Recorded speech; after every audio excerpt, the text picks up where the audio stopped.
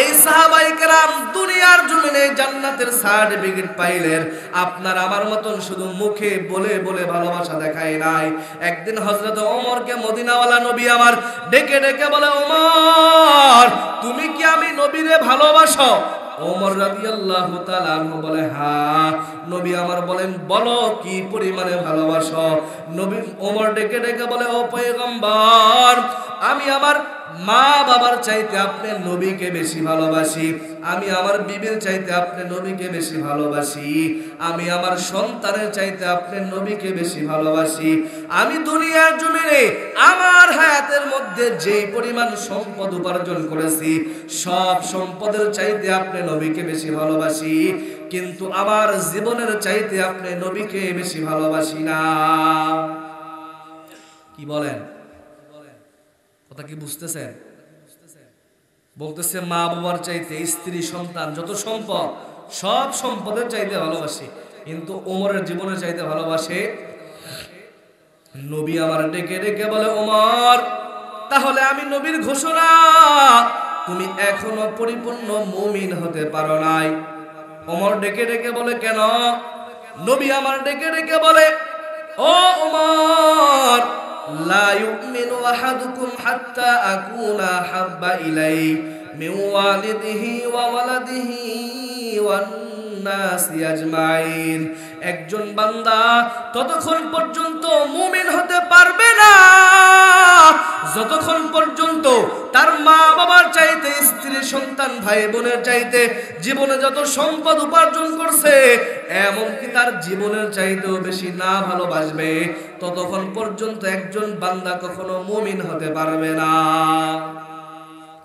ওমর এই কথা শোনার পর ডেকে ডেকে বলেন, ও পয়গম্বর, আমি ওমর আবার ঘোষণা দিয়া দিলাম, আমি আমার মা বাবার চাইতে, ভাই বোনের চাইতে, স্ত্রী সন্তানের চাইতে, আমার সম্পদের চাইতে, এমনকি আমি ওমর আমার জীবনের চাইতে আপনি নবীকে বেশি ভালোবাসি।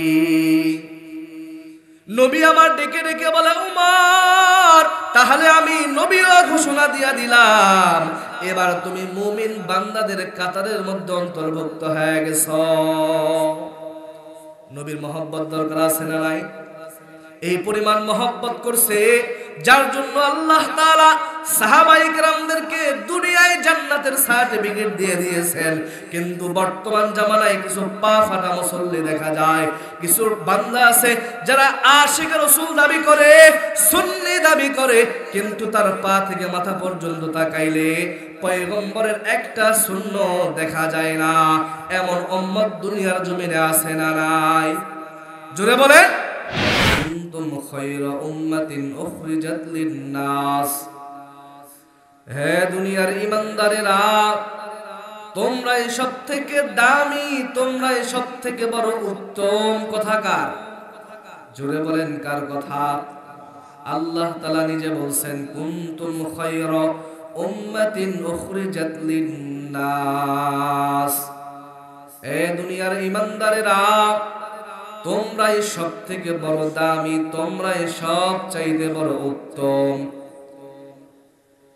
এশিয়া মহাদেশের সবথেকে বড় আলেম আল্লামা তাকি উসমানী সাহেব দামাত বারকাতুহুমুল আলিয়া, এই ছোট্ট একটা আয়াতের ব্যাখ্যা করতে গিয়া তিনি বলেন, এই উম্মতে মুহাম্মাদি আল্লাহ তাআলা বড় দামি বানাইলেন, উত্তম বানাইলেন। এই উত্তম বানানোর পিছনে দুইটা কারণ আছে। কয়টা কারণ? জোরে বলেন, কয়টা কারণ? আল্লামা তাকি উসমানী দামাত বারকাতুহুমুল আলিয়া তিনি এই মর্যাদা বুঝাইতে গিয়া বলেন, উম্মতে মুহাম্মাদি, মুহাম্মদ সাল্লাল্লাহু আলাইহি ওয়াসাল্লামের উম্মত দামি হওয়ার পিছনে দুইটা কারণ। এক নাম্বার কারণ, তা'মুরুনা বিল মা'রুফ ওয়া তানহাউনা আনিল মুনকার। আল্লামা তাকি উসমানী হাফিজাহুল্লাহ বলেন, এই উম্মতে মুহাম্মাদি দামি হওয়ার পিছনে দুইটা কারণ। এক নাম্বার, সৎ কাজে আদেশ দেয়, দুই নম্বরে অসৎ কাজে নিষেধ করে। কয়টা কারণ? এক নাম্বার কারণ, উম্মতে মুহাম্মাদি সৎ কাজে বান্দাদেরকে আদেশ করে, অসৎ কাজে বান্দাদেরকে নিষেধ করে। এখন প্রশ্ন আসতে পারে, হুজুর উম্মতে মুহাম্মদী ব্যতীত অন্য যত নবী রাসূল দুনিয়াতে এসেছিল তাদের মধ্যেও তো এই গুণ ছিল, তারাও মানুষকে ভালো কাজে আদেশ করত এবং অসৎ কাজে নিষেধ করত। তাদের মধ্যেও যে গুণ ছিল আমাদের মধ্যেও সেই গুণ আছে, কিন্তু এরপরেও অন্য নবীর উম্মতকে আল্লাহ তাআলা দামি বানাই নাই। কিন্তু উম্মতে মুহাম্মদীকে আল্লাহ তাআলা কেন বললেন কুনতুম খায়রা উম্মাতিন উখরিজাত লিন-নাস, তোমরাই সব থেকে দামি, তোমরাই সব থেকে উত্তম। দুইটা কারণ, এক নম্বরে ভালো কাজে আদেশ, তা'মুরুনা বিল মা'রুফ ওয়া তানহাউনা আনিল মুনকার, ভালো কাজে আদেশ করে অসৎ কাজে নিষেধ করে। তাফসীর গ্রন্থের মধ্যে লেখেন অন্য নবীর উম্মতের মধ্যে যদিও এই দুইটা গুণ ছিল, কিন্তু এই দুইটা গুণ ভালো কাজে আদেশ, খারাপ কাজে নিষেধ, এই বিষয়ে তারা গাফিল ছিল, অলস ছিল, পরিপূর্ণভাবে হক আদায় করে নাই। কিন্তু উম্মতে মুহাম্মাদী পয়গম্বর হাদিসের মধ্যে বলেন, ও দুনিয়ার উম্মতের দল, আমি নবীর উম্মতের মধ্যে কিয়ামত পর্যন্ত একটা দল থাকবে যারা সর্বদা হকের উপরে থাকবে। যদিও মুসলমানদের মধ্যে হাজারো দল তৈরি হবে, তরিকা তৈরি হবে, কিন্তু এমন একটা দল থাকবে যারা সর্বদা হকের উপরে থাকবে, যারা সর্বদা মানুষকে ভালো কাজে আদেশ করবে, খারাপ কাজে নিষেধ করবে এবং সর্বদা আল্লাহর উপরে ঈমান রাখবে। কয়টা কারণ?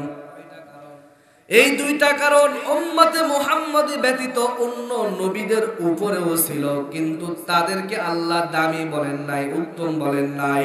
উম্মতে মুহাম্মদীদেরকে উত্তম বললেন, কারণ একটাই, তারা এই দুইটা কাজ করার ক্ষেত্রে অলস ছিলেন, গাফেল ছিলেন, যার জন্য আল্লাহ তাআলা কোরআনের বিভিন্ন আয়াতের মধ্যে তাদেরকে তিরস্কার করছেন, ঠাট্টা বিদ্রূপ করছেন। কিন্তু উম্মতে মুহাম্মদী নবী বলছেন কিয়ামত পর্যন্ত একটা দল থাকবে যারা সর্বদা হকের উপরে থাকবে। কিয়ামত কায়েম হয়ে যাবে, এরপরেও এরা হকের উপরে থাকবে, মানুষকে ভালো কাজে আদেশ করবে, খারাপ কাজে নিষেধ করবে। এটা বলার দ্বারা কত মানুষ মৌলবাদী, জঙ্গিবাদী বলে গালি দিবে, এরপরেও এই বান্দারা হকের দল থেকে কখনো সরবে না। ওই দল এই জামানার মধ্যে আছে না নাই? জোরে বলেন। উলামায়ে কেরাম মানুষের হাতে ধরে পায়ে ধরে বুঝায়, ভাই 5 ওয়াক্ত নামাজ পড়ো, আল্লাহর সাথে নাফরমানি করিও না, রমজান মাসে রোজা রাখো, আল্লাহর উপরে ঈমান রাখো, হারামের কাছেও যেও না, সর্বদা হালাল রিজিক দিয়া তুমি জীবনকে পরিচালনা করো, দ্বীনের পথে দৌড়াও, পাপের দিকে বাড়াইও না রে মুসলমান। এই কথা বলার কারণে এই জামানার মধ্যে কত মানুষ আলেম ওলামাদেরকে মৌলবাদী, জঙ্গিবাদী বলে গালি দেয়, আছে না নাই? জোরে বলেন, আছে না নাই?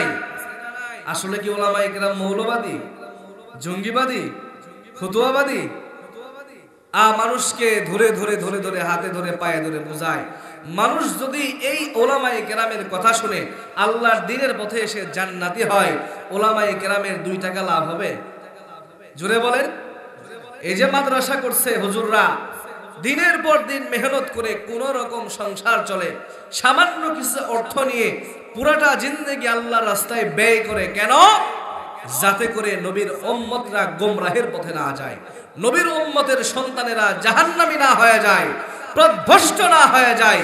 আমরা উলামায়ে কেরাম নায়েবে নবী, নবীর ওয়ারিস, যাতে করে এই উম্মতের বান্দাগুলাকে বোঝায় শোনাই, দিন হারা লোকগুলাকে দিনের পথে আনতে পারি, অন্ধকারের পথ থেকে আলোর পথে দেখাইতে পারি, জাহান্নাম থেকে জান্নাতের পথ দেখাইতে পারি। ঠিক কিনা বলেন? কি দল এই জামানায় আছে না নাই? এটা কার কথা? রাসূল বলছেন যে কিয়ামত পর্যন্ত একটা দল থাকবে যারা সর্বদা হকের উপরে থাকবে, সর্ব অবস্থায় তারা মানুষকে ভালো কাজে আদেশ করবে, অসৎ কাজে নিষেধ করবে। এই যে একটা দল সর্ব অবস্থায় নিয়োজিত থাকবে, এটা অন্য কোন নবীর উম্মতের মধ্যে এই গুণটা ছিল না। যদিও এই গুণ ছিল, ভালো কাজে আদেশ করবে, খারাপ কাজে নিষেধ করবে, কিন্তু এই নবীর উম্মতরা সর্ব অবস্থায় সর্বযুগে কিয়ামত পর্যন্ত যেমন একটা হকের উপরে দল থাকবে যারা মানুষকে ভালো কাজে আদেশ করবে, খারাপ কাজে নিষেধ করবে, এই গুণ এমন একটা দল অন্য নবীর জামানায় ছিল না। তাহলে কয়টা কারণে উম্মতে মুহাম্মাদের দাম? দুইটা কারণে। এই জন্য আল্লাহ তাআলা বলেন, কুনতুম খায়রা উম্মাতিন উখরিজাত লিন-নাস, ও দুনিয়ার ঈমানদারেরা, তোমরাই সবথেকে বড় দামি, তোমরাই সবথেকে উত্তম। কেমন দামি জানো? ইব্রাহিম নবীর উম্মতের যে পরিমাণ দাম, আপনার আমার নবীর উম্মতের কি একই পরিমাণ দাম? জোরে বলেন। হ্যাঁ, ইব্রাহিম নবীর উম্মতেরও দাম আছে, কিন্তু উম্মতে মুহাম্মাদের সমান নয়। মূসা নবীর উম্মতেরও বড় দাম, কিন্তু উম্মতে মুহাম্মাদের সমান নয়। ঈসা নবীর উম্মতেরও বড় দাম, কিন্তু উম্মতে মুহাম্মাদের সমান নয়। মদিনাওয়ালা নবী আমার গর্ব করে করে করে করে বলেন, দুনিয়ার জমিনে যত নবী এসেছে, আমি নবীর আগে কোন নবী জান্নাতে যাওয়ার পারমিশন পাবে না। সুবহানাল্লাহ বলে। মদিনাওয়ালা নবীর উম্মতের কি পরিমাণ দাম? নবী বলেন, আমার উম্মতের আগে অন্য কোন নবীর উম্মত জান্নাতে যাওয়ার পারমিশন পাবে না। আর নবী গর্ব করে বলেন, যত উম্মত জান্নাতি হয়ে যাবে তার মধ্যে 50 ভাগ হবে উম্মতে মুহাম্মাদি। আলহামদুলিল্লাহ বলেন। 50 ভাগ কি? দুনিয়ায় যত নবী রাসূল এসেছেন, সব নবী রাসূলের উম্মত, সব নবীর উম্মত মিলে 50%, আর বাকি 50% একমাত্র উম্মতে মুহাম্মাদের উম্মতরা হবে। হর কে দার আমেলে সন্নুদাম, আতেশে দোজখ শাওয়াদ বর ওয়াই হারাম। উম্মতে মুহাম্মাদি হওয়ার কারণে আপনার আমার দাম বাড়ছে না কমছে? জোরে বলেন। কেমন একজন নবী পাইলাম রে উম্মত, যেই নবীর সামনেও কোনো গুনাহ নাই, পিছনেও কোনো গুনাহ নাই, যেই নবীর চেহারার মধ্যে তাকাইলে 7 দিনের ক্ষুধা পর্যন্ত নিবারণ হয়ে যায়। মুফাসসিরিন একরাম বলেন, এই উম্মতে মুহাম্মাদি বড় হওয়ার পিছনে 5টা জিনিসের অবদান সব থেকে বেশি। কয়টা জিনিসের? 1 নম্বরে সাইয়্যিদুল আম্বিয়া, সমস্ত নবীদের নবী হলেন আপনার আমার নবী। ঠিক কিনা বলেন? আল্লাহ তাআলা মসজিদুল হারাম থেকে মসজিদুল আকসা, যেটা মুসলমানদের প্রথম কিবলা, এই মসজিদুল আকসায় যখন আপনার আমার নবীকে মেরাজের রাত্রিতে মসজিদুল হারাম থেকে মসজিদুল আকসায় যখন নিয়ে গেলেন, নবী আমার বলেন, আমি নবী মসজিদুল আকসায় গিয়া দেখলাম ইব্রাহিম নবী এই জায়গার মধ্যে বসা, ঈসা নবী বসা, মূসা নবী বসা। কোন নবী নামাজরত অবস্থায় নামাজের মধ্যে দাঁড়াইয়া, কোন নবী সিজদার মধ্যে দাঁড়ানো, কোন নবী আল্লাহর ইবাদতের মধ্যে দাঁড়ানো। কিন্তু যখন আমি নবী ওই মসজিদুল আকসার মধ্যে পদার্পণ করলাম, আমি জিব্রাইলকে যখন জিজ্ঞাসা করলাম, ভাই জিব্রাইল, এরা কারা? জিব্রাইল ডেকে ডেকে বলেন, ও পয়গম্বর, এরা হলো ওই আদম আলাইহিস সালাম থেকে শুরু করে আপনি নবীর আগে ঈসা নবী পর্যন্ত যত নবী এই দুনিয়ার জমিনে এসেছেন, আপনার নবীর সামনে সমস্ত নবীদের পরিচয় করানোর জন্য আল্লাহ তাআলা আজকে মসজিদুল আকসার মধ্যে জমায়েত করেছেন। শুধু তাই নয়, মদিনাওয়ালা নবী বলেন, এক পর্যায়ে সমস্ত নবীরা কাতারবদ্ধ হয়ে দাঁড়ায় গেলেন। কে ইমামতি করবে? 2 রাকাত নামাজ হবে, সবাই বলা বলি করে। আমাদের সমস্ত নবীদের প্রথম নবী হযরত আদম আলাইহিস সালাম, সে মনে হয় ইমামতি করবে। জিবরাইল বলে না না, আমাদের জাতির পিতা ইব্রাহিম আলাইহিস সালাতু ওয়াস সালাম, সে মনে হয় আজকের ইমামতি করবে। জিবরাইল বলে না না, আজকে এই মসজিদুল আকসার মধ্যে সমস্ত নবীদের ইমামতি করবেন আপনার আমার নবী মুহাম্মদুর রাসূলুল্লাহ। সমস্ত নবীদের নবী হলেন আপনার আমার নবী সাইয়্যিদুল আম্বিয়া। উম্মতে মুহাম্মাদি দামি হওয়ার পিছনে 5টা জিনিসের অবদান সব থেকে বেশি। 1 নম্বরে সাইয়্যিদুল আম্বিয়া, সমস্ত নবীদের নবী আপনি আমি পাইছি, খুশি না বেজার? জোরে বলেন খুশি না বেজার? যেই নবীর এত পরিমাণ দাম, যেই নবীর চেহারার মধ্যে তাকাইলে 7 দিনের ক্ষুধা পর্যন্ত নিবারণ হয়ে যায়, যেই নবী যখন রাস্তা দিয়ে হাঁটতেন রাস্তার বনের পশু পাখি নবীরে সালাম দেয়, বন জঙ্গলের গাছগুলো নবীকে সালাম দেয়, রাস্তার ধুলা কোনাগুলো পর্যন্ত নবীরে সালাম দেয়। সাহাবায়ে কেরাম বলেন, আমরা যখন নবীর সাথে মাঝে মাঝে সফরে বের হইতাম, মাঝে মাঝে ডানে থেকে সালামের আওয়াজ পাওয়া যায়, বামে থেকে সালামের আওয়াজ পাওয়া যায়, সামনে পিছনে সালামের আওয়াজ। আমরা মাঝে মাঝে নবীকে জিজ্ঞেস করতাম, ও পয়গম্বর, ডানে বামে সামনে পিছনে মাঝে মাঝে সালামের আওয়াজ পাওয়া যায়, কিন্তু কোন মানুষ দেখা নাই, কই থেকে এই সালাম আসে? মদিনাওয়ালা নবী বলেন, ও সাহাবায়ে কেরাম, আমি নবী যা দেখি তোমরা তা দেখো না, আমি নবী যা শুনি তোমরা তা শোনো না, আমি নবীকে যা জানানো হয় তোমরা তোমাদেরকে তা জানানো হয় না। নবী আমার ডেকে ডেকে বলেন, সাহাবায়ে কেরামের দল, আল্লাহ তাআলা আমার এত পরিমাণ দামি বানাইছে।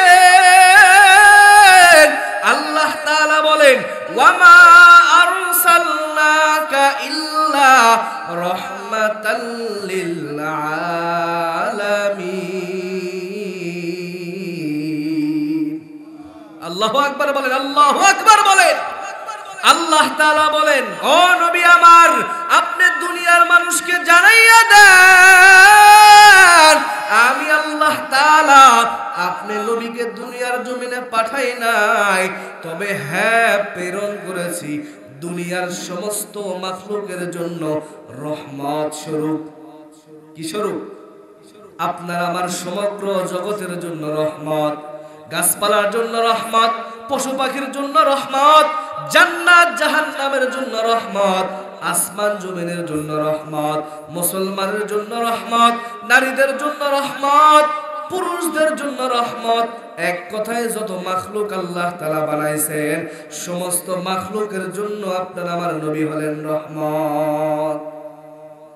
মদিনাওয়ালা নবী বলেন, ও সাহাবায়ে কেরামের দল, আমি নবী যখন রাস্তা দিয়া হেঁটে যাই, আমি মদিনাওয়ালা নবীর বরকতের কদম পাওয়ার কারণে এই রাস্তার ধুলা পালকগুলো, পাথরের কোনাগুলো আমি নবীকে সালাম দেই। ইমামুল আউয়ালিন আল আখিরিন, বাহরে সাদকা রাহমাতাল লিল আলামিন, শাদহ জুদাস রাহমাতাল লিল আলামিন, মসজিদে উ শুদহা মারু হে জমিন। উম্মতে মুহাম্মাদি হওয়ার কারণে খুশি না বেজার? জোরে বলেন, কেমন একজন নবী পাইলাম রে মুসলমান,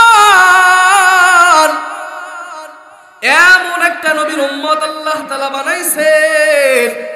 দুনিয়ার জমিনে কত মানুষ বানাইলেন, কত নবী বানাইলেন, কত বড় বড় ক্ষমতাবান মানুষ বানাইলেন। একটাবার জানতে চাই, মরণের সময় কারো কাছে গিয়া মালাকুল মউত অনুমতি চাইছে নাকি? জোরে বলেন, চাই নাই। অথচ আল্লাহ তাআলা মালাকুল মউত আজরাইলকে ডেকে ডেকে বলেন, মালাকুল মউত যাও, আমার নবী যদি অনুমতি দেয় তাহলে আমার নবীর রূহটাকে তুমি কবজ করবা। আর আমার নবী যদি অনুমতি না দেয়, আমার নবীর রূহ কবজ করার অনুমতি তোমার নাই। সুবহানাল্লাহ বলবেন না? এমন একজন নবী বানাইলেন যেই নবীর রূহ কবজ করার সময় মালাকুল মউত আজরাইল অনুমতি চাই। ও মদিনাওয়ালা পয়গম্বর, যদি অনুমতি দেন তাহলে আপনার রূহ মুবারক কবজ করার হুকুম আমার আছে। আপনি যদি অনুমতি না দেন, আপনার রূহ কবজ করার ক্ষমতা আমার নাই। কেমন একজন নবী পাইলাম যেই নবী মরণের সময় পর্যন্ত উম্মতকে ভুলে না। আজরাইলকে ডেকে ডেকে বলে, ভাই আজরাইল, খবরদার খবরদার, আমি নবীর রূহ কবজ করার অনুমতি আমি নবী, তুমি আজরাইলকে দিব না।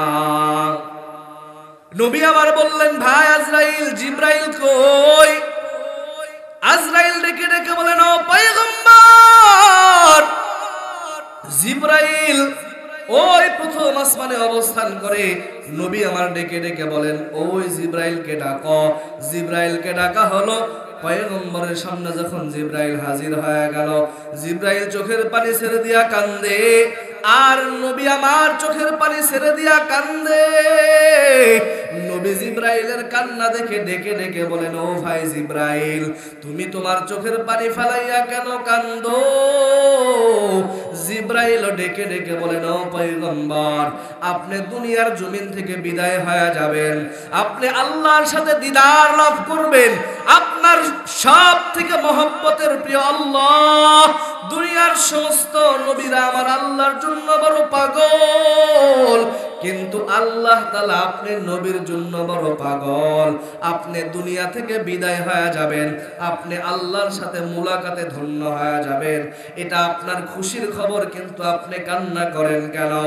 নবী আবার ডেকে ডেকে বলেন, ভাই জিব্রাইল, আমি নবী কেন কান্না করি এই খবরটা তোমারে পরে বলি, আগে বলো তুমি কেন কান্না করো? জিব্রাইল ডেকে ডেকে বলেন, ও পয়গম্বর, দুনিয়ার জমিনে 1 লক্ষ মতান্তরে বহু নবী আল্লাহ তাআলা দুনিয়াতে পাঠাইলেন। প্রত্যেক নবীদের কাছে আমি জিব্রাইল আল্লাহর পক্ষ থেকে আল্লাহর কথা উঠানামা করলাম, পৌঁছানো করলাম। কোন নবীর কাছে আমি গিয়েছি 500 বার, কোন নবীর কাছে 700 বার, কোন নবীর কাছে 1000 বার, 2000 বার, 5000 বার, 10000 বার, কিন্তু আপনি মদিনাওয়ালা নবী, আপনার কাছে আমি 1000 বার, 2000 বার যাই না। আপনি নবীর কাছে গিয়েছি 24000 বার। কতবার? জিব্রাইল ডেকে ডেকে বলেন, ও পয়গম্বর, আপনি নবীর কাছে 1000 2000 বার নয়, আমি জিব্রাইল আপনি নবীর কাছে গিয়েছি 24000 বার। আমি জিব্রাইল এই জন্য কান্না করি গো নবী, আপনি হলেন শেষ নবী, যেই নবীর কাছে জিব্রাইল আমি 40000 বার এসেছি। আপনার নবী যদি বিদায় হয়ে যান, আমি আর আপনার কাছে আসতে পারবো না, আর আপনার কাছে আল্লাহর খবর ইলহাম নিয়ে আসতে পারবো না। এই জন্য আমি এই ব্যথায় কান্না করি। এবার জিব্রাইল ডেকে ডেকে বলেন, ও পয়গম্বর, আপনি কান্না করেন কেন একটু জানায়া দেন। ও পুরসা থানার মুসলমান, কেমন একজন নবী পাইলাম, একটু দিলের কানটা লাগায়া শুনো। ও যুবক ভাইয়েরা, ও পর্দার অন্তরালের আম্মা জানেরা, ও বৃদ্ধ বাবাজিরা, একটু দিলের কানটা লাগায়া শোনো। এমন একজন নবী পাইলাম যে নবীর জন্য চাঁদ পাগল, সূর্য পাগল, আসমান পাগল, জমিন পাগল, জান্নাত জাহান্নাম পর্যন্ত পাগল। যেই নবীর জন্য আপনার আমার রব আল্লাহ পর্যন্ত পাগল। আল্লাহ তাআলা বলেন, ও নবী আমার, আমি আল্লাহর জন্য দুনিয়ার সমস্ত নবীরা পাগল। ইব্রাহিম নবী, মুসা নবী, ঈসা নবী, আদম নবী, ইসমাইল নবী, যত নবী দুনিয়ার জমিনে পাঠাইছি সব নবীরা আমি আল্লাহর জন্য বড় পাগল, কিন্তু আমি আল্লাহ তাআলা আপনি মুহাম্মদের জন্য বড় পাগল। ইমামুল আউয়ালিন আল আখিরিন বহর সাদকা রহমাতাল লিল আলামিন, শদহ জুদাস রহমাতাল লিল আলামিন, মসজিদে উসুদ হামারু হে জমিন। কেমন একজন নবী পাইলাম যেই নবী মরণের সময় উম্মতকে ভুলে নাই, আর নাফরমান বেঈমান উম্মত আজকে দুনিয়ার খ্রিস্টানদের আদর্শ পাইয়া ওই নবীর আদর্শকে তারা ভালোবাসে না, নবীর আদর্শ বাদ দিয়া খ্রিস্টানদের আদর্শের পিছনে দৌড়ায়। ঠিক কিনা? আছে না নাই? বর্তমান যুব সমাজ, বর্তমান মানুষ সব জায়গার মধ্যে রসুলের আদর্শ নাই, রসুলের ভালোবাসা নাই, রসুলের সুন্নাত নাই। প্রত্যেকটা ক্ষেত্রে আজকে হিন্দু খ্রিস্টানদের আদর্শ নিয়ে পাগল। ঠিক কিনা বলে? কথা বলেন ঠিক কিনা? আজকে মুসলমানদের প্রত্যেকটা কালচারের মধ্যে ঈদের উৎসব আল্লাহ তাআলা দিয়েছে মুসলমানদের আনন্দ করার জন্য, কিন্তু এই আনন্দের ঈদটাকেও আজকে গুনাহের কাজে আমরা গুনাহের দিকে এগিয়ে নিয়ে গেছি। ঠিক কিনা বলেন? মুসলমানদের ঈদ ডিজে পার্টির বক্স ছাড়া আয়োজন হয় না, আতশবাতি ফটকা ছাড়া ঈদের আনন্দ উৎসব হয় না। মুসলমান এমনকি মুসলমানদের বিবাহ শাদীর মধ্যেও পর্যন্ত মদিনাওয়ালা নবীর উম্মতের মদিনাওয়ালা নবীর সুন্নাত আদর্শ চলে না, বরং হিন্দুদের কালচার দিয়ে আজকে সমাজের প্রত্যেকটা মুসলমানের ছেলেমেয়ের সন্তানদের বিবাহ হয়। ঠিক কিনা বলেন? এই কথা ঠিক সত্য না মিথ্যা? ঠিক না ভাই? ঠিক। প্রত্যেকটা জায়গার মধ্যে আজকে হিন্দুদের কালচার, অথচ রসুলের যেই নবী আমার মৃত্যুকালে পর্যন্ত উম্মতকে বলে নাই, উম্মতের চিন্তায় বিভোর, নিজের জীবনের চিন্তা করে নাই, বিবি বাচ্চার চিন্তা করে নাই, নিজের আখিরাতের চিন্তা করে নাই, শুধুমাত্র উম্মত উম্মত করে আজকে সেই উম্মত নবীকে বাদ দিয়া দুনিয়ার খ্রিস্টানদের আদর্শ নিয়ে পাগল। ঠিক কিনা বলে? হাজী সাহেবের বাড়িতে হাজী সাহেবের মেয়ের বিয়ে, আকাশ গরম হয়ে যাইতেছে, এলাকা কাঁপতেছে। ইমাম সাহেব হাজী সাহেবকে জিজ্ঞেস করে, হাজী সাহেব কি ব্যাপার, এলাকা কাঁপে কেন, মসজিদ ঘর কাঁপে কেন? হুজুর দাওয়াত পান নাই? কিসের দাওয়াত? আর বলেন না, আমার ছোট মেয়েটার বিয়ে, এলাকার যুবক পোলা বান্ধ, এত করে বুঝাইলাম বোঝাই না, বক্স টক বাজাইতেছে, এই বক্সের তালে তালে মসজিদও কাঁপাতেছে। ইমাম সাহেব বলে, হুজুর, হাজী সাহেব আপনি একজন হাজী সাহেব মানুষ, এলাকার মান্যগণ্য মানুষ, আপনার মেয়ের বিয়েতে যদি এরকম গায়ে হলুদের আয়োজন হয়, এরপরে বক্স বাজে অনুষ্ঠান করেন, এলাকা কাঁপায় ফেলেন, তাহলে মানুষ বলা বলি করবে কি? বলে, হুজুর আর বলেন না, ছেলে মেয়েদেরকে বলে বুঝাইতে পারি না, এত চেষ্টা করি পারি না। বলে কি বলে না? কথা বলেন, বলে কি বলে না? অথচ এই বেঈমান দাজ্জাল মার্কা হাজী সাহেব মসজিদের সভাপতি হয়ে বসে আছে। ঠিক না ভাই? ঠিক। কথা বলেন ঠিক কিনা? বেনামাজি, সুদখোর, ঘুষখোর মাদ্রাসা মসজিদের সভাপতি হয়ে বসে আছে। আবার এরাই উলামায়ে কেরামদের বিরুদ্ধে কথা বলে, পিছনে সমালোচনা করে, সত্য সঠিক হক কথা বলতে গেলে গলা চেপে ধরে। আছে না নাই? এই জন্য সর্বক্ষেত্রে কার আদর্শ মেনে চলবো? কেমন একজন নবী পাইলাম যেই নবী মৃত্যুর সময় আজরাইলকে ডেকে ডেকে বলে, ভাই আমি আমার দুনিয়া থেকে বিদায় হয়ে যাব এই জন্য কান্না করি না, আমি আমার জীবনের জন্য কান্না করি না, আমি আমার মা বাবার জন্য কান্না করি না, আমি আমার সন্তানদের জন্য কান্না করি না, বরং আমি নবীর ভয়, আমি নবী দুনিয়ার জমিন থেকে বিদায় হয়ে যাব, আমার গুনাহগার উম্মতের কি হালাত হবে, এই উম্মতের জন্য আমি নবী বড় পাগল। ভাই জিবরাইল যাও আল্লাহর কাছে, তুমি আমি নবীর পক্ষ থেকে চিঠির খবর পৌঁছায়া দাও, আমার আল্লাহ যদি আমার গুনাহগার উম্মতের জিম্মাদারি না নেয়, আমি নবী আমার রূহ কবজ করার অনুমতি দিব না। জিবরাইল চলে গেল আল্লাহর দরবারে, আল্লাহর কাছে গিয়া বলে, ও দয়ার মালিক, মদিনাওয়ালা নবী রূহ কবজ করার অনুমতি দেয় না যতক্ষণ পর্যন্ত তার প্রত্যেকটা কিয়ামত পর্যন্ত যত উম্মত দুনিয়ার জমিনে আসবে প্রত্যেকটা উম্মতের জিম্মাদারি যদি আপনি আল্লাহ না নেন মদিনাওয়ালা নবী রূহ কবজ করার অনুমতি আজরাইলকে দিবে না। আল্লাহ তাআলা ডেকে ডেকে বলে জিবরাইল জলদি করে যাও আমার নবীরে জানাইয়া দাও কিয়ামত পর্যন্ত যত উম্মত দুনিয়ার জমিনে আসবে আমার নবীর সব উম্মতের জিম্মাদারি আমি আল্লাহ তাআলা নিয়ে নিলাম। যে নবী আমার মরণের সময় উম্মতকে ভুলে না আজকে সেই উম্মত হইয়া নবীর মহব্বত নাই নবীর ভালোবাসা নাই। কেমন নবীকে মহব্বত করা লাগবে যেই নবীকে মহব্বত করিয়া আশারায়ে মুবাশশারা 10 জন সাহাবী দুনিয়ার জমিনে জান্নাতের সার্টিফিকেট পাইলেন। প্রথম নম্বরে হযরত আবু বকর রাদিয়াল্লাহু তাআলা আনহু, আর দ্বিতীয় নম্বরে আলী, চতুর্থ নম্বরে উসমান। এরা নবীর উম্মতের দল। এই সাহাবায়ে কেরাম দুনিয়ার জমিনে জান্নাতের সার্টিফিকেট পাইলেন। আপনার আমার মতন শুধু মুখে বলে বলে ভালোবাসা দেখায় নাই। একদিন হযরত ওমরকে মদিনাওয়ালা নবী আমার ডেকে ডেকে বলে ওমর তুমি কি আমি নবীরে ভালোবাসো? ওমর রাদিয়াল্লাহু তাআলা আনহু বলে হ্যাঁ। নবী আমার বলেন বলো কি পরিমাণে ভালোবাসো?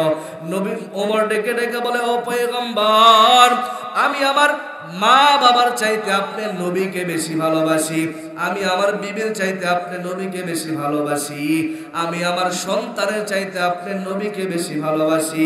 আমি দুনিয়ার জমিনে আমার হায়াতের মধ্যে যেই পরিমাণ সম্পদ উপার্জন করেছি সব সম্পদের চাইতে আপনি নবীকে বেশি ভালোবাসি, কিন্তু আমার জীবনের চাইতে আপনি নবীকে বেশি ভালোবাসি না। কি বলেন? কথা কি বুঝতেছেন? বলতেছে মা বাবার চাইতে স্ত্রী সন্তান যত সম্পদ সব সম্পদের চাইতে ভালোবাসি, কিন্তু ওমরের জীবনের চাইতে ভালোবাসে নবী। আমার ডেকে ডেকে বলে ওমর তাহলে আমি নবীর ঘোষণা তুমি এখনো পরিপূর্ণ মুমিন হতে পারো নাই। ওমর ডেকে ডেকে বলে কেন? নবী আমার ডেকে ডেকে বলে ও ওমর লা ইউমিনু আহাদুকুম হাত্তা আকুনা হাব্বা ইলাইহি মিন ওয়ালিদিহি ওয়া ওয়ালাদিহি ওয়ান নাসি আজমাইন। একজন বান্দা ততক্ষণ পর্যন্ত মুমিন হতে পারবে না যতক্ষণ পর্যন্ত তার মা বাবার চাইতে স্ত্রী সন্তান ভাই বোনের চাইতে জীবনে যত সম্পদ উপার্জন করছে এমনকি তার জীবনের চাইতেও বেশি না ভালোবাসবে ততক্ষণ পর্যন্ত একজন বান্দা কখনো মুমিন হতে পারবে না। ওমর এই কথা শোনার পর ডেকে ডেকে বলেন ও পয়গম্বর আমি ওমর আবার ঘোষণা দিয়া দিলাম আমি আমার মা বাবার চাইতে ভাই বোনের চাইতে স্ত্রী সন্তানের চাইতে আমার সম্পদের চাইতে এমনকি আমি ওমর আমার জীবনের চাইতে আপনি নবীকে বেশি ভালোবাসি। নবী আমার ডেকে ডেকে বলে ওমর তাহলে আমি নবীও ঘোষণা দিয়া দিলাম এবার তুমি মুমিন বান্দাদের কাতারের মধ্যে অন্তর্ভুক্ত হয়ে গেছ। নবীর মহব্বত দরকার আছে না নাই? এই পরিমাণ মহব্বত করছে যার জন্য আল্লাহ তাআলা সাহাবায়ে কেরামদেরকে দুনিয়ায় জান্নাতের সার্টিফিকেট দিয়ে দিয়েছেন। কিন্তু বর্তমান জামানায় কিছু পা ফাটা মুসল্লি দেখা যায়, কিছু বান্দা আছে যারা আশিক রাসূল দাবি করে সুন্নি দাবি করে কিন্তু তার পা থেকে মাথা পর্যন্ত তাকাইলে পয়গম্বরের একটা সুন্নত দেখা যায় না। এমন উম্মত দুনিয়ার জমিনে আছে না নাই? জোরে বলেন। এমন একজন নবী পাইলাম রে মুসলমান যেই নবীর প্রেমে পাগল হইয়া গর্তের একটা পিপিলিকা আল্লাহর কাছে দোয়া করে ও দয়ার মালিক আমি আপনার নবীর জন্য বড় পাগল, আপনার নবীর ঘর আপনার নবীর রওজা দেখার জন্য বড় পাগল। আল্লাহ তাআলা আরবের কবুতর রে ডাক দিয়া বলেন রে আরবের কবুতর জলদি করে যাও, অমুক এলাকার মধ্যে গর্তের মধ্যে একটা পিপিলিকা আমার নবীর জন্য বড় পাগল, ওই পিপিলিকাটারে তোমার পায়ের সাথে বাঁধাইয়া তুমি এই কবুতর এই পিপিলিকাটাকে তোমার পায়ের সাথে বাঁধাইয়া আমার নবীর রওজা দেখাইয়া, মদিনা দেখাইয়া, আমি আল্লাহর ঘর বাইতুল্লাহ দেখাইয়া আবার তারে তুমি তার জায়গার মধ্যে পৌঁছায়া দাও। মদিনা নাম কত সুন্দর,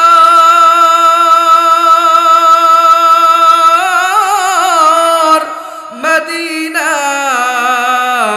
কেরে সে অন্তর। আল্লাহু আকবার বলেন। মদিনা নাম কত সুন্দর,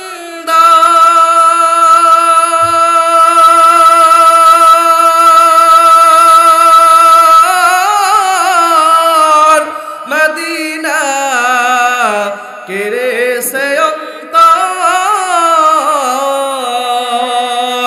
ওই মদিনার পথের ধুলি আমি, ওই মদিনার পথের ধুলি আমি মাখতে পারলাম না, মদিনা যাইতে পারলাম না, মদিনা দেখতে পারলাম না। মদিনাওয়ালা নবীর মোহব্বত দরকার আছে না নাই? মদিনা নাম কত মধু,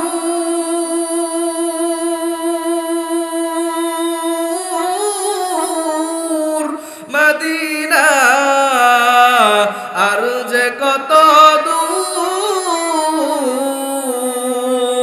পাখির নাই ডানা থাকলে, পাখির নাই ডানা থাকলে উড়ে যেতাম মদিনায়, মদিনা যাইতে পারলাম না, মদিনা দেখতে পারলাম না।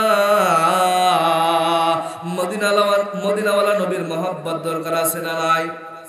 এরে নবীর উম্মতের দল, ওই নবীর প্রেমে পাগল হইয়া আজকে যদি এই মাহফিলের ময়দানে দুইটা চোখের পানি ছেড়ে দাও রে মুমিন,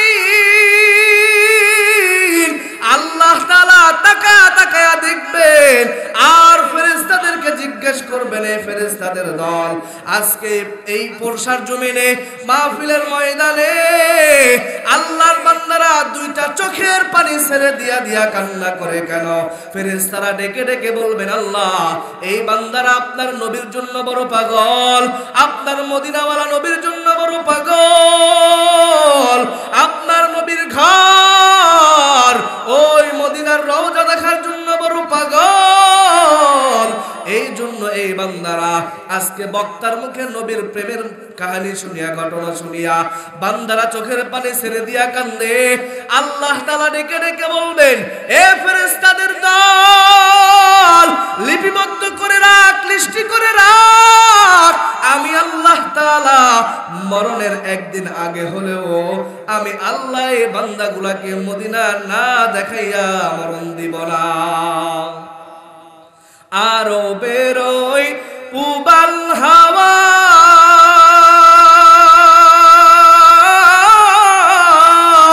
পশ্চিমে করেছে ধাওয়া, এই গরিবের দুঃখী সালাম, এই গরিবের দুঃখী সালাম পৌঁছে দিও মদিনায়, মদিনা যাইতে পারলাম না, মদিনা দেখতে পারলাম না। নবীর মোহব্বত আছে না নাই? এরে নবীর উম্মতের দল, কত বান্দা আছে মদিনা দেখার জন্য বড় পাগল, ওই মদিনায় নবীর রওজা দেখার জন্য যাওয়ার জন্য বড় পাগল। অনেকে বলে হুজুর টাকা নাই পয়সা নাই কেমনে যাব? বলে মদিনায় যাওয়ার জন্য টাকা লাগে না, পয়সা লাগে না, বাড়ি গাড়ি ধন সম্পদ লাগে না। মদিনা যাওয়ার জন্য দরকার হলো বান্দার অন্তরের মধ্যে নবীর ইশক মহব্বত। ঠিক কিনা বলেন? কি দরকার? ইশক দরকার, ভালোবাসা দরকার। আজকে দুনিয়ার জমিনে তাকায়া দেখো, একটা যুবক একটা যুবতীর প্রেমে পাগল হইয়া মা ছেড়ে দেয়, বাবা ছেড়ে দেয়, পরিবার পরিজন সব কিছু ছেড়ে দেয়, এরপরেও যদি না পায়, যুবতীটা যদি অন্যের ঘরের মধ্যে বিবাহ হয়ে চলে যায়, একটা মেয়ের জন্য যুবক বিষ খায়া মৃত্যুবরণ করে, আসে না নাই? একটা ছেলের জন্য, একটা মেয়ের জন্য মা বাবা কত কষ্ট করে করে লালন পালন করে, এই মেয়েটারে একটা ছেলের এত পরিমাণ ভালোবাসে, যে ছেলেকে না পাওয়ার কারণে, যে মা বাবার অবাধ্যে মা বাবা ছেড়ে, সন্তান ছেড়ে, সব কিছু ছেড়ে ওই ছেলের হাত ধরে মা বাবা বিসর্জন দিয়ে পালায়া যায়, আছে না নাই? এর নাম হলো ইশক, মহব্বত, ভালোবাসা। এই মহব্বত দুনিয়ার কোন মানুষের প্রতি না রাখিয়া বান্দা যদি নবীর প্রতি রাখতা, স্বপ্নে যুগে মদিনাওয়ালা নবী তোমার সাথে দেখা দিয়া দিত, ঠিক কিনা? ও প্রিয় হাবিব, পাগলের রাখছো কেন দূরে? ও প্রিয় হাবিব, পাগলের রাখছো কেন দূরে? পাগল হইল ওয়াশকুরুনি, জুব্বা দিলা তারে, আমি পাগলা কিছুই চাই না, চাই যে তোমারে। প্রিয় হাবিব, পাগলের রাখছো কেন দূরে? ও প্রিয় হাবিব, পাগলের রাখছো কেন দূরে? পাগল হইল হাবশি বেলাল, পাইল তোমারে, সেই বেলালের মতন পাগল, সেই বেলালের মতন পাগল বানাও আমারে। প্রিয় হাবিব, পাগলের রাখছো কেন দূরে? ও প্রিয় হাবিব, পাগলের রাখছো কেন দূরে? নবীর মহব্বত দরকার আছে না নাই? জোরে বলেন, কি পরিমাণ? মাহফিলের মধ্যে সীমাবদ্ধ নাকি ঘর পর্যন্ত? জোরে বলেন, ঘর পর্যন্ত দরকার আছে না নাই? এক কথায় মুসলমানের জন্মের পর থেকে মৃত্যু পর্যন্ত প্রত্যেকটা উঠা বসার মধ্যে রসুলের সুন্নত আছে না নাই? এই যে সুন্নাহ মেনে চলবেন, এটাই হলো রসুলের প্রতি মহব্বত, ভালোবাসা। আর এই ভালোবাসা যারা দেখাবে, তারাই রসুলের প্রকৃত উম্মত হতে পারবে, আশিক হতে পারবে। আর এই উম্মত গুলাকে রসুল শাফাত করবে। সুন্নত মানা ব্যতীত, রসুলের আদর্শ ব্যতীত যদি কেউ আশিক রসুল দাবি করে, সুন্নত দাবি করে, এ কোনো নবীর আশিক নয়, সুন্নি নয়, আশিক রসুল নয়, বরং টাটকা ভণ্ড, ঠিক কিনা বলে? তাহলে উম্মতে মুহাম্মদের এক নাম্বার দাম কেন? সাইয়্যিদুল আম্বিয়া, সমস্ত নবীদের নবীর উম্মত হওয়ার কারণে, ঠিক কিনা বলেন? তাহলে উম্মতে মুহাম্মদিয়াতে দামি হওয়ার পিছনে 5টা জিনিসের অবদান। কয়টা জিনিস? কয় নাম্বার গেল? 1 নাম্বার সাইয়্যিদুল আম্বিয়া, মুহাম্মদ নবীর উম্মত হওয়ার কারণে এই উম্মতের এত পরিমাণ দাম। 2 নম্বরে সাইয়্যিদুল কুতুব, সমস্ত কিতাবের কিতাব। নাম কি? জোরে বলেন, কোরআন। এই কোরআন এমন এত দামি একটা কিতাব, এই কিতাব বড় দামি, এই জন্য 12 মাসের মধ্যে রমজান মাসে কোরআন নাজিল হইল। এই জন্য 12 মাসের চাইতে রমজান মাসের দাম আল্লাহর কাছে বড় দামি হয়ে গেল। রমজান মাসের ভিতরে আবার লাইলাতুল কদর, এই লাইলাতুল কদরের রাত্রিতে কোরআন নাজিল হয়ে গেল। এই জন্য লাইলাতুল কদরের রাত সব থেকে বড় দামি হয়ে গেল। 1000 মাস ইবাদত করার চাইতেও এক রাতের মধ্যে বেশি ফজিলত। শুধু এই রাত আর এই মাসের মধ্যে সীমাবদ্ধ নয়, বরং যে বান্দা দুনিয়ার জমিনে সব বান্দাদেরকে আল্লাহ তাআলা বানাইছেন, কিন্তু একজন কোরআনওয়ালা সন্তানের যে পরিমাণ দাম, ওই পরিমাণ দাম দুনিয়ার সাধারণ কোনো বান্দার নাই, ঠিক কিনা? দুনিয়ার জমিনে মানুষ কাঠ কাটে, কাঠ দিয়া খাট বানায়, সোফা বানায়, টেবিল বানায়, চেয়ার বানায়, পাড়াইয়া এগুলাকে ব্যবহার করে। অথচ ছোট্ট একটা কাঠ যার 200 টাকাও দাম দুনিয়াতে নাই, এই কাঠটাকে কেটে যখন রেহাল বানানো হয়, এই রেহালটা যখন কোরআনের সহবতে চলে যায়, এই রেহালের এত পরিমাণ দাম, সোফা লক্ষ টাকা দিয়ে বানায় কিন্তু সোফার দাম দুনিয়ার মুসলমানের কাছে নাই। খাট লক্ষ টাকা দিয়া বানায় কিন্তু খাটের দাম দুনিয়ার উম্মতের কাছে নাই। টেবিল 1000 টাকা দিয়া বানায়, টেবিলের দাম নাই। চেয়ার হাজার হাজার টাকা দিয়া বানায়, এই চেয়ারের দামও দুনিয়ার মুসলমানদের কাছে নাই। কিন্তু ছোট্ট একটা কাঠ দিয়া যদি রেহাল বানায়, এই কোরআনের সহবতে থাকার কারণে এই ছোট বেদামি কাঠটাকে আল্লাহ বড় দামি বানায় দেয়। ঠিক কিনা বলেন? কার কুদরত? আল্লাহ তাআলার কুদরত। এই কাপড় দিয়ে আমরা জামা বানাই, কেউ টুপি বানাইয়া মাথায় দেয়, কেউ লুঙ্গি পরে, কেউ জুব্বা বানাইয়া পরে, কেউ পাউপুস বানায়। এই কাপড় ছোট্ট একটা কাপড়ের টুকরা যার 2 পয়সা দাম দুনিয়ার জমিনে নাই। এই কাপড় দিয়া যখন কোনো বান্দা একটা কোরআনের গিলাপ বানায়, এই গিলাপের এত পরিমাণ দাম, কাপড় পুরাতন হয়, ছিঁড়ে ময়লা পরিষ্কার করে ফেলে দেয়, কাপড় পুরাতন হয়, ময়লা জায়গার মধ্যে ফেলায় দেয়। কিন্তু কোরআনের সাথে ছোট্ট একটা কাপড় লেগে থাকার কারণে আল্লাহ তাআলা এই কাপড়টাকে এত পরিমাণ দামি বানায়া দেয়। এই কাপড় যদি অবহেলায় কোথায় পড়ে থাকে, ছোট একটা বাচ্চাও যদি তাকায়, ওই কাপড়টাকে সম্মানের সাথে মহব্বত করে তাকের মধ্যে তুলে রাখে। ঠিক কিনা? কোরআনের দাম আছে না নাই? জোরে বলে।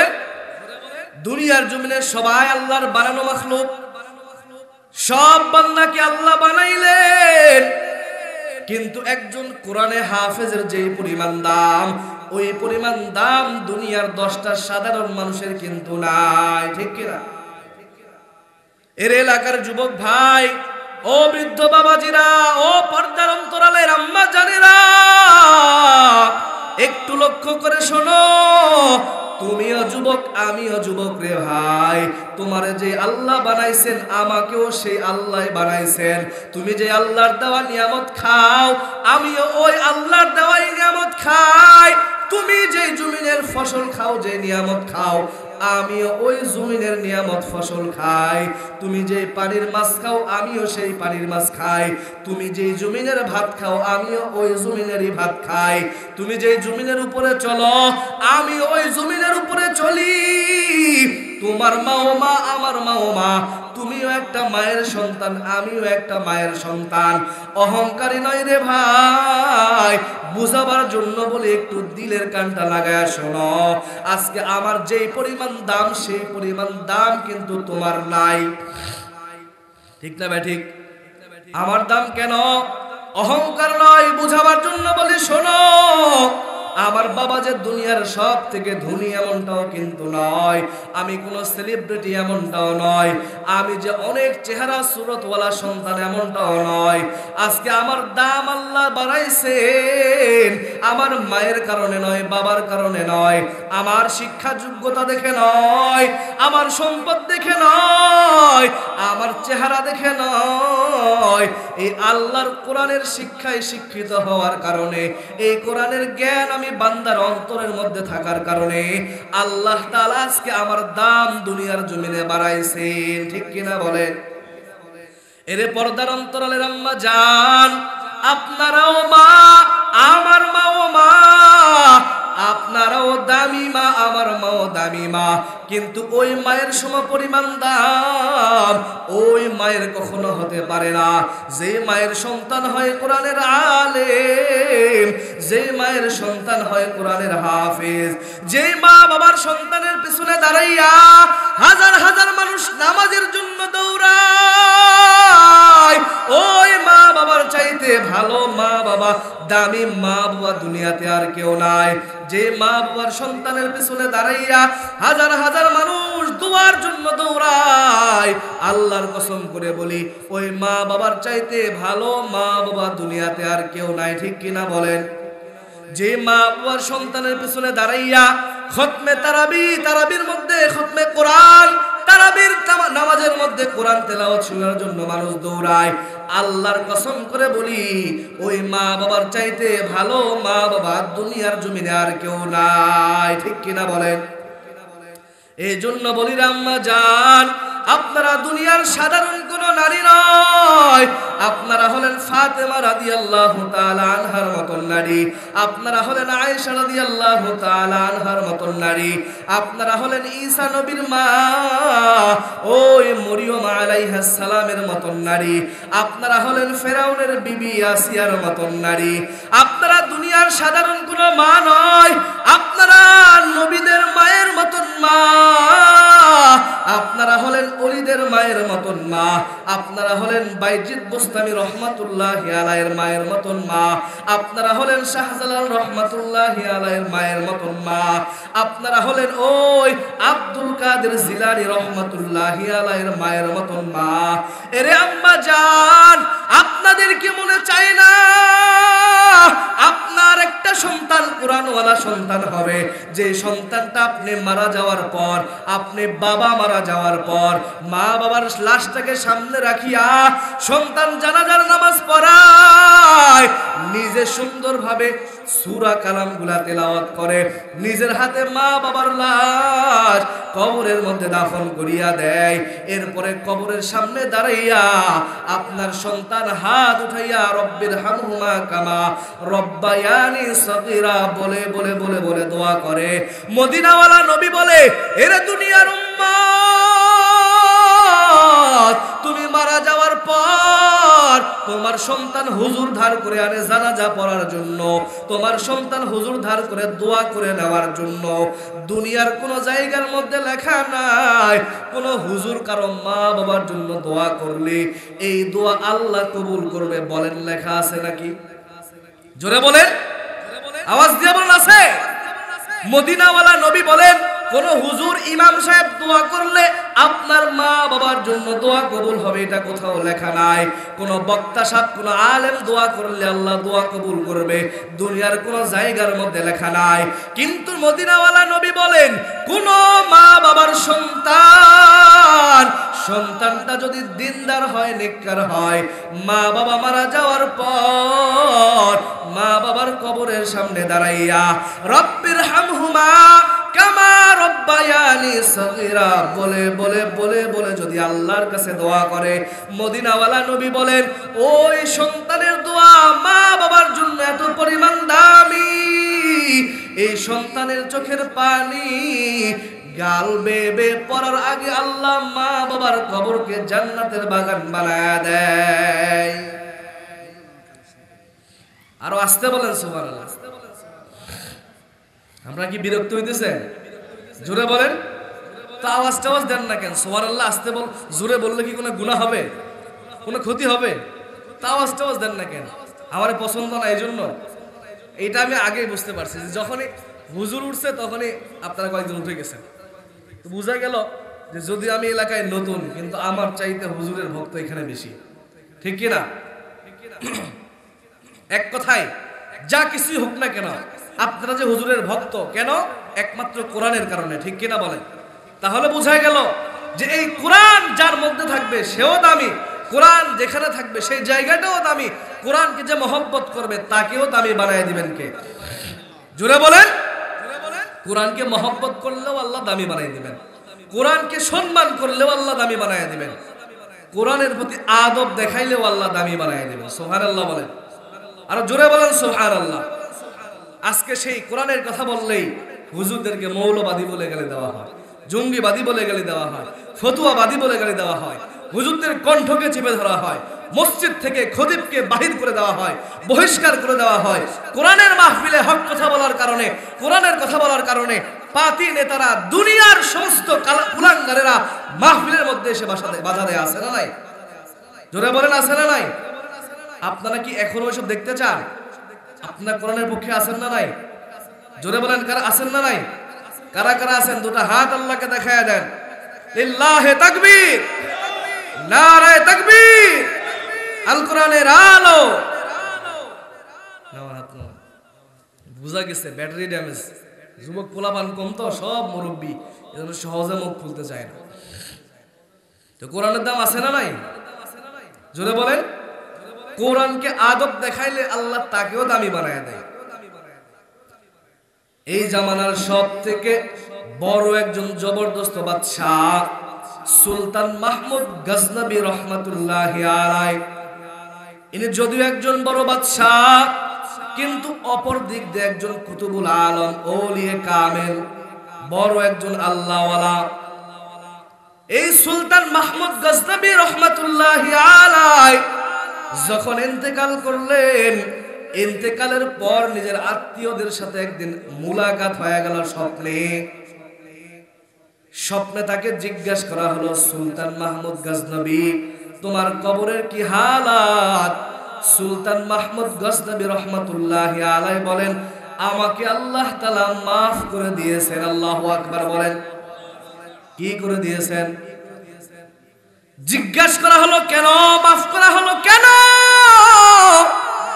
সুলতান মাহমুদ গজনবী রহমাতুল্লাহি আলাইহি বলেন, আমার কোনো বড় কোনো আমলের কারণে নয়, সামান্য একটা আদবের কারণে, কোরআনের সাথে আদব। বলে কেমন আদব? বলে একদিন আমি সফরের মধ্যে যাইতেছিলাম, সফর থেকে আসার পথে এক গরিবালয়ের মধ্যে, গরিবের বাড়িতে, জীর্ণ শীর্ণ একটা বাড়িতে আমি আশ্রয় গ্রহণ করলাম। রাত্রি যাপন করার জন্য সিদ্ধান্ত নিয়ে নিলাম। আমাকে একটা নোংরা ঘরের মধ্যে থাকতে দেওয়া হলো। এই রাত এখানেই কাটানোর কথা, কিন্তু আমি সুলতান মাহমুদ গজনবী যখন ঘুমাইতে যাব, আমি লক্ষ্য করে দেখলাম আমার পায়ের সামনে একটা আল্লাহ তাআলার কোরআনুল কারীম। এই কোরআনকে দেখে আমি সুলতান মাহমুদ গজনবী মনে মনে ভাবলাম যে এই কোরআন সামনে রেখে, কোরআনের দিকে পা রেখে আমি সুলতান মাহমুদ গজনবী ঘুমাবো, এটা হতে পারে না। কারণ আল্লাহর কোরআন বড় দামি।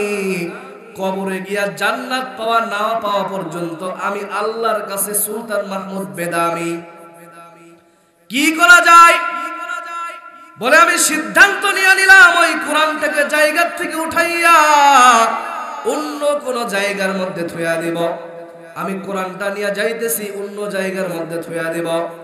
এমন সময় আমি সুলতান মাহমুদ গজনবী, আমার মনের মধ্যে একটা কথা এসে গেল, আল্লাহর কোরআন তো বড় দামি জিনিস, আমার ঘুমের কারণে কোরআনকে অন্য জায়গার মধ্যে রাখবো না, না হতে পারে না।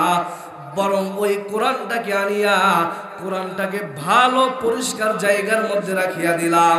আর আমি সুলতান মাহমুদ গজনবী ওই ময়লা জায়গার মধ্যে ঘুমাইলাম। ওই সুলতান মাহমুদ গজনবী রহমাতুল্লাহি আলাইহি স্বপ্ন যুগে জানাইয়া দেয়, এই কোরআনের প্রতি আদব দেখার কারণে আল্লাহ তাআলা আমাকে কবরে আসার পরে মাফ করে দিয়েছেন। সুবহানাল্লাহ বলবেন না? কোরআনের দাম আছে না নাই? কোরআনের বড় দাম। কোরআনের সাথে থাকার কারণে একটা কাঠের বড় দাম, একটা কাপড়ের বড় দাম। শুধু দুনিয়ার জমিনেই এই কোরআনওয়ালার সন্তানের দাম নয়, বরং মা বাবারও দাম আছে না নাই? জোরে বলে।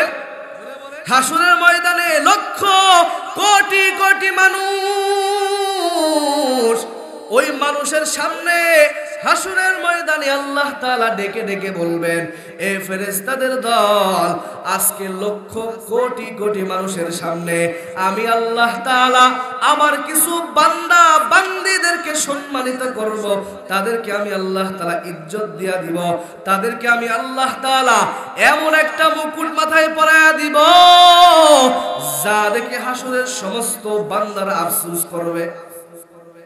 আল্লাহ তাআলা ডেকে ডেকে বলবেন, এ ফেরেশতাদের দল, আজকে হাসরের ময়দানে হাফেজদের, আলেমদের মা বাবাকে ডেকে ডেকে ডেকে ডেকে আনো। আজকে হাসরের ময়দানে কাতার করে দাঁড় করায়া দাও, মাথার মধ্যে এমন একটা মুকুট পরায়া দাও যে মুকুটের পাওয়ার এত পরিমাণ আল্লাহর কাছে দামি, যেই মুকুটের আলোর কাছে সূর্যের আলো পর্যন্ত হার মেনে যাবে। আল্লাহর কাছে ডেকে ডেকে বলবেন, ও দয়ার মালিক, আমরাও তো তোমার বানানো গোলাম, তারাও তো তোমার বানানো গোলাম, কিন্তু তারা তোমার কাছে এত পরিমাণ দামি হয়ে গেল কেন? আল্লাহ তাআলা ডেকে ডেকে বলবেন, হে নিমুখারামের দল, তোমরা সামান্য দুনিয়া কামায়ের জন্য নিজেকে দুনিয়ার প্রতি বিলুপ্ত করে দিয়েছ, সন্তানটাকেও দুনিয়ার প্রতি বিলুপ্ত করে দিয়েছ। কিন্তু এই বান্দাগুলা দুনিয়ার জমিনে টাকার চিন্তা করে নাই, পয়সার চিন্তা করে নাই, বাড়ি গাড়ির চিন্তা করে নাই, বরং আমি আল্লাহর জন্য মহব্বত করছে, আমি আমার আল্লাহর কোরআনকে বড় সম্মান করছে।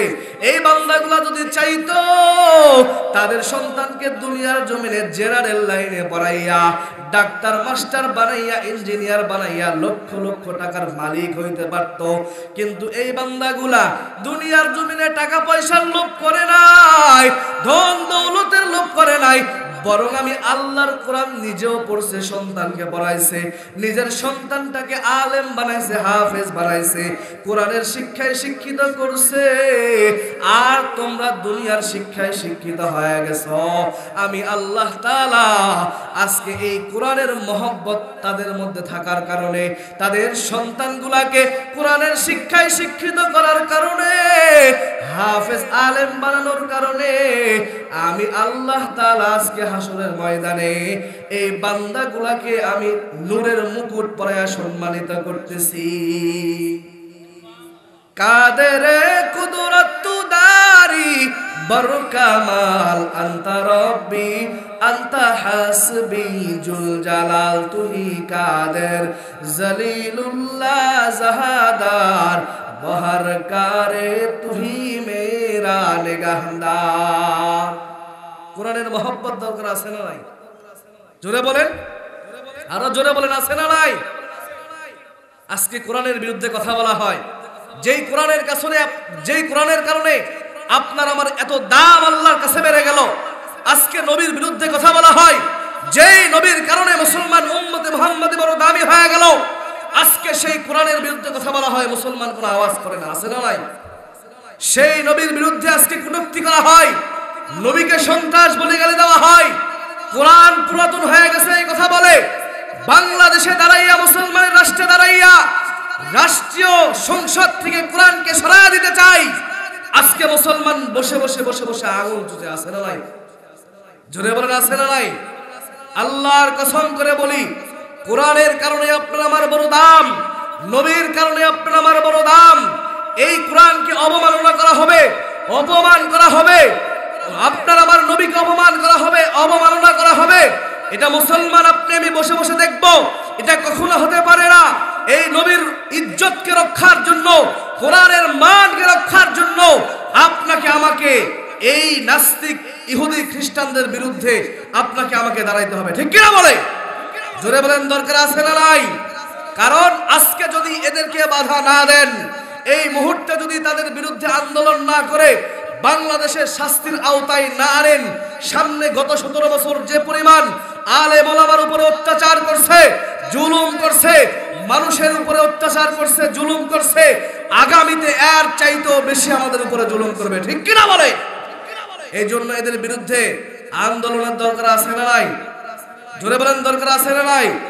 এই জন্য মুসলমান এখন যদি বাংলার যে কোনো প্রান্ত থেকে আলেম ওলামা ডাক দেয় নবী বিদ্বেষীদের বিরুদ্ধে আন্দোলন করার জন্য, কোরআন বিদ্বেষীদের বিরুদ্ধে আন্দোলন করার জন্য, তাদেরকে বাংলার জমিনে আইনের আওতায় আনার জন্য, তাদের বিরুদ্ধে লড়াই করতে হবে, যুদ্ধ করতে হবে, বিনিময়ে আপনার আমার নবীর ইজ্জতকে হেফাজত করতে হবে, কোরআনকে অবমাননার হাত থেকে বাঁচাইতে হবে।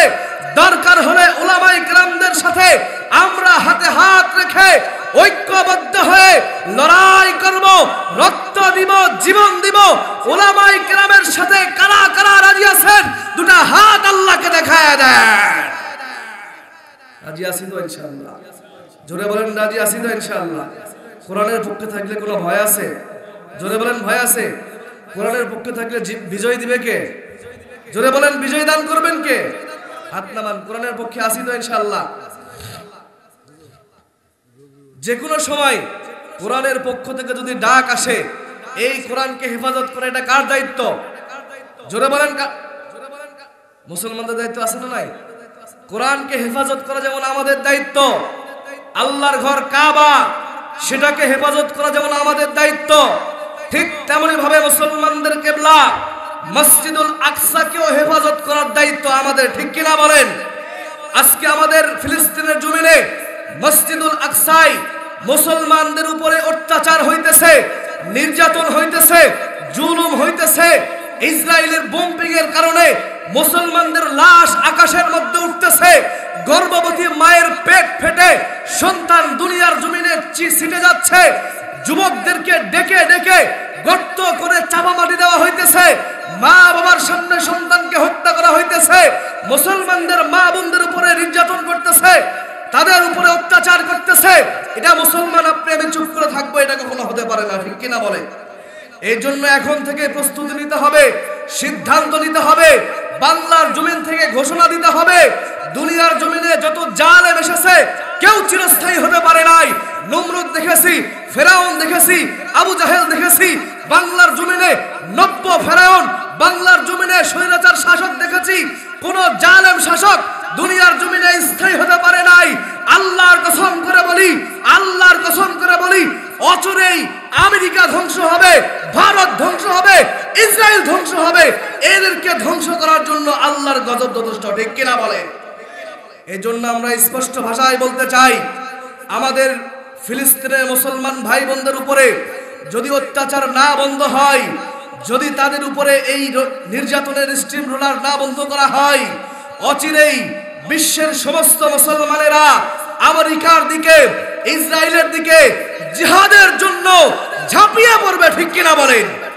আমরাও রাজি আছি তো ইনশাআল্লাহ?